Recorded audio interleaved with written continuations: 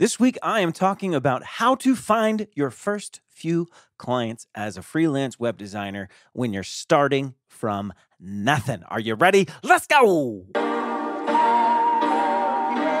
What is up, self-maders? Welcome to another episode of the Self-Made Web Designer Podcast. It's so good to have you here yet again. And this is going to be a good one because we are talking all about how to find your first few clients as a freelance web designer. You know, those first few clients are tough to come by. A lot of freelancers struggle just to get that first gig. And I myself am included in that group of people. I tried so many things that did not work, but eventually I kept going and I found some methods that were really, really effective for landing a lot of freelance projects. And I'm going to share them with you. I'm going to share my secrets because you know what?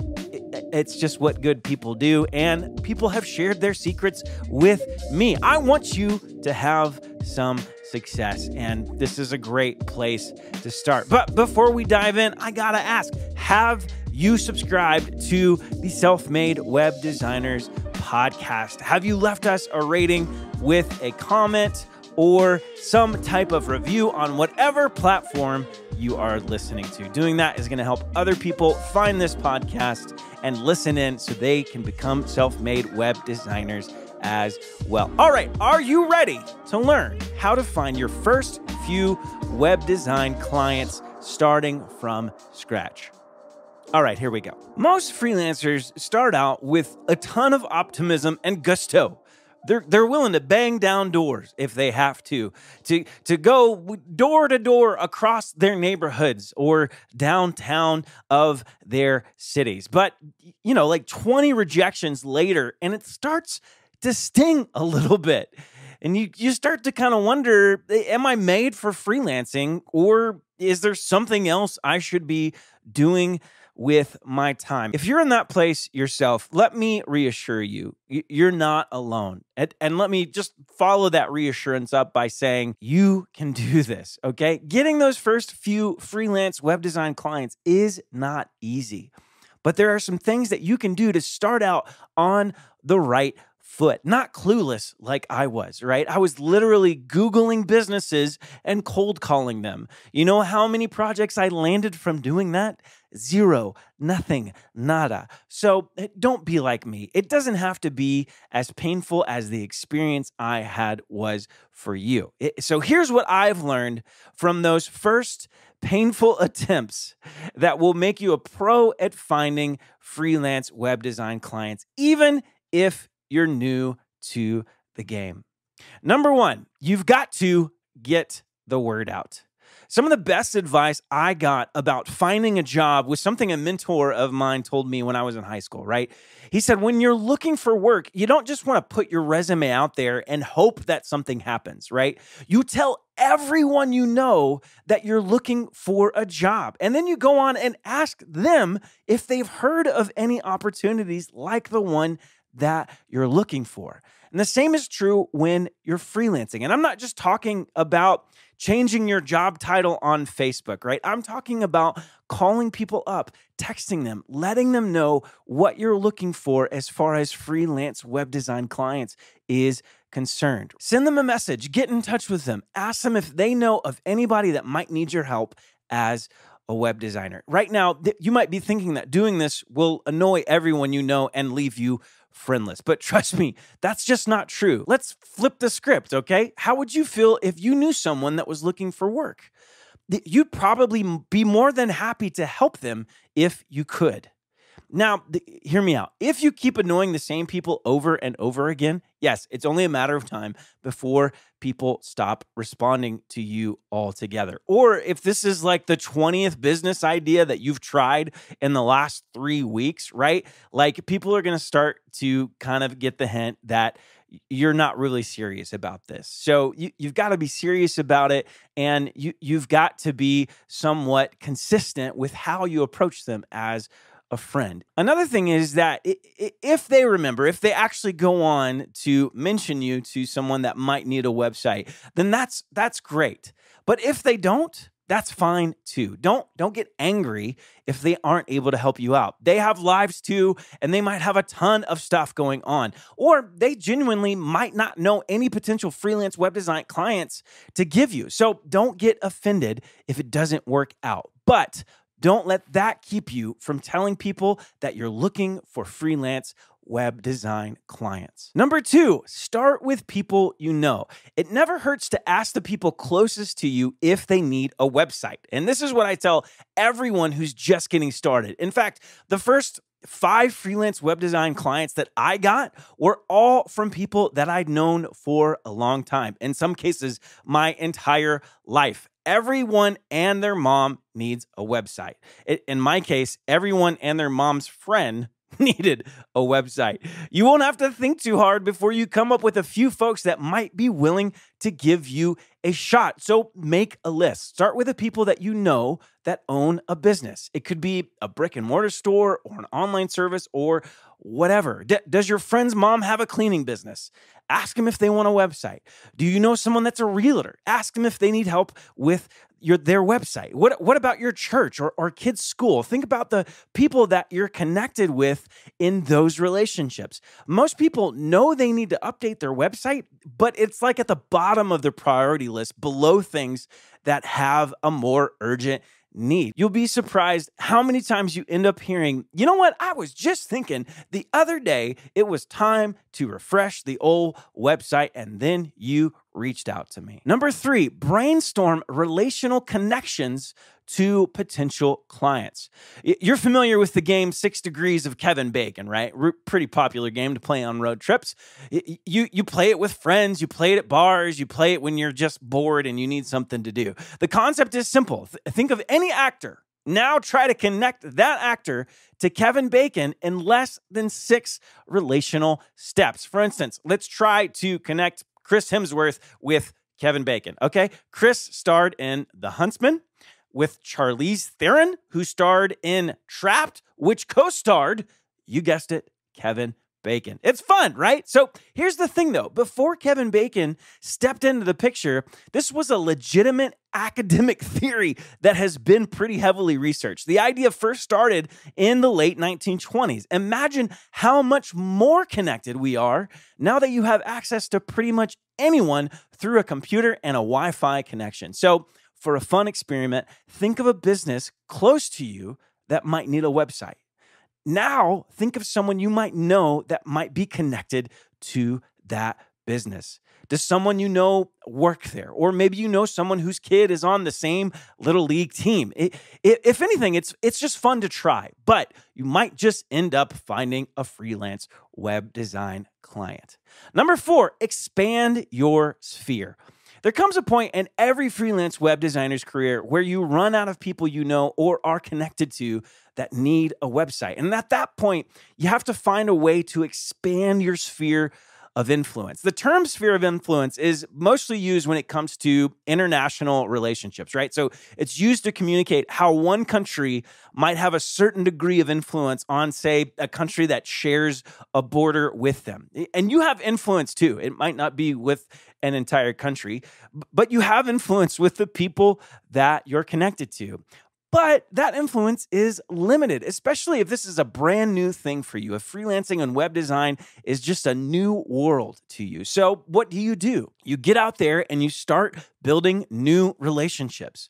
I went the route of building relationships on a freelancer platform called Upwork, and that drastically stepped things up for me. I was able to find the majority of the projects that I worked on as a freelancer for a long season of time, almost exclusively from Upwork. But you can also do it the old-fashioned way. You can go out there and actually meet people in real life.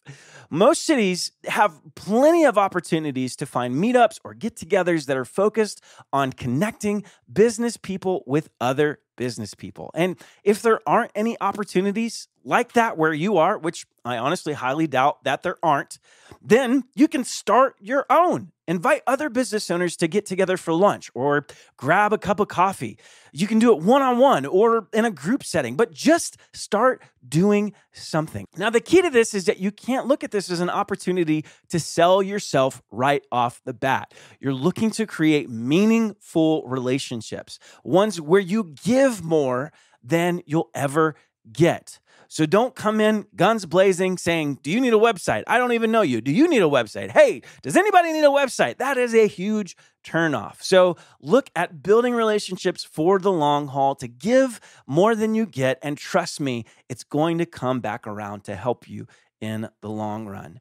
Speaking of your sphere of influence, this leads me to number 5. Take some leftovers. You shouldn't just be trying to build relationships with other business owners that need your help as a web designer. You need to be building relationships with other freelance web designers, especially those that have been at it for a longer time than you have. And this is beneficial in a lot of different ways. First, it gives you an opportunity to learn from someone that has been where you are and come out of the other side successfully. But it could also mean that they end up giving you projects they don't have time for or don't meet their budget standards. Now, hear me out. Again, let's have a real conversation. Do not email a freelance web designer and immediately say, "Do you have any work for me?" This is incredibly off-putting. All it says is that you actually have no interest in building an actual relationship with that person. You're just looking to see how much you can get out of the relationship. Build the relationship first, just like meeting other business leaders, and they will begin to naturally refer the clients that they don't want to you. And after you've connected with them a few times, you can feel free to ask for referrals. It's not always wrong to ask, but you should think about it like a dating relationship. If you ask someone to marry you on the first date, you will likely not get the chance to go on a second date with that person, okay? That leads me to number 6, cold leads versus warm leads. There's a few terms that are helpful to know when you're trying to find freelance web design clients, and those terms are cold leads and warm leads. If you've been around the sales industry or any type of sales, you are likely familiar with these terms, but let's just kind of go over them just in case. Cold leads are potential clients that haven't expressed any interest in you as a web designer or any interest in wanting to have a website built or updated at all. Cold leads generally take a lot of nurturing before they are willing to give you the time of day. In other words, they're a hard sell. Warm leads, on the other hand, are actively looking for help with their website or have expressed interest to you specifically. When you're first getting started, it's important to get a win up on the board. And if you don't find freelance web design clients soon, it's easy to get discouraged or give up altogether. That's why it's always better to do what you can to find warm leads. And finding warm leads isn't as difficult as you might think. There are thousands of people every day that are posting jobs for freelance web designers. I have an article on my blog titled 52 Ways to Find Freelance Web Design Projects Online. And trust me, there are so many opportunities. Lawrence Bradford of Learn to Code with Me found her first freelance web design clients on Craigslist. And I've continued to find many of my own projects through Upwork. So give one of those platforms a shot. You'll soon find that you prefer one over the other, and it'll be a consistent place for you to find those warm leads. Number 7, don't sound like a newbie. A huge part of getting freelance web design clients when you're first starting out is having a good pitch. You have to know the right questions to ask and the right things to say in order to make you the perfect candidate in the eyes of the client. The problem is that this isn't something you can do without having practice. In fact, a good pitch takes a long time to perfect. Think about it. You can't just say the same thing to every potential client. You have to customize your pitch to each potential customer, learning their pain points and the ultimate goals of their project. And then you couple that with the fact that the conversation could take twists and turns that you never experienced before, and it could be a nightmare. So you've got to practice. With who, you say? Well, recruit a friend to be your fake potential customer. Ask them to come up with a scenario of a client looking to have a website built and ask them to raise objection and ask clarifying questions in a conversation. And in the grand scheme of things, there's nothing like the real thing. But having a little bit of practice under your belt will eliminate some of the fear that you're going to experience when it's the real thing. Number 8, give away the good stuff. When you're approaching a potential client for the first time, your question should never be, what can I get from them? Instead, you have to think of, what can I give to them? So say, for instance, you see a site that needs a lot of help. Make a list of things that they can do to fix it up, and then show them ways to make a few simple changes that could really change the game for them and their website. Give away the good stuff. You might be thinking, but if I tell them everything I do on their website and then show them how, they won't want to hire me. And you would be wrong, my friend. Potential freelance web design clients don't get turned off by you showing them charity and putting all your cards on the table. It actually does the opposite. It shows them that you can be trusted and that you know what you're talking about.